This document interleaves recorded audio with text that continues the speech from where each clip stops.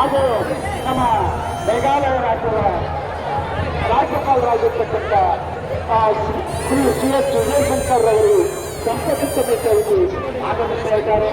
ನಾಡಿನ ಅನೇಕ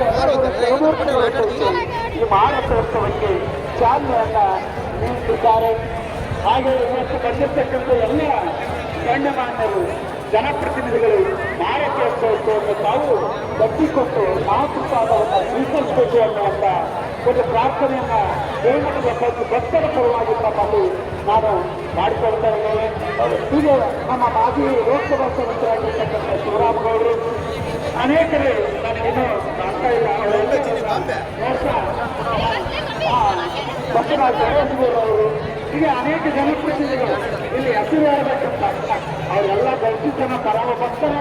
ಇಲ್ಲಿ ಆ ಹೆಸರು ಮುಖ್ಯ ಅಲ್ಲ, ಲೌಕಿಕೇಶ್ವರ ಭಕ್ತಿಗೆ ಆತನಿಂದ ಆತನಿಗೆ ಭಕ್ತಿಯಿಂದ ಶರಣಾಗಮನಕ್ಕೆ ಬಂದಿರತಕ್ಕಂಥವರು.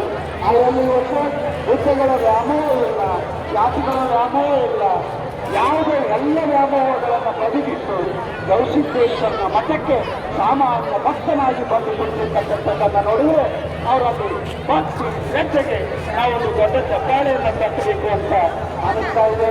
ಹಾಗೆ ಅವರೆಲ್ಲರ ಒಂದು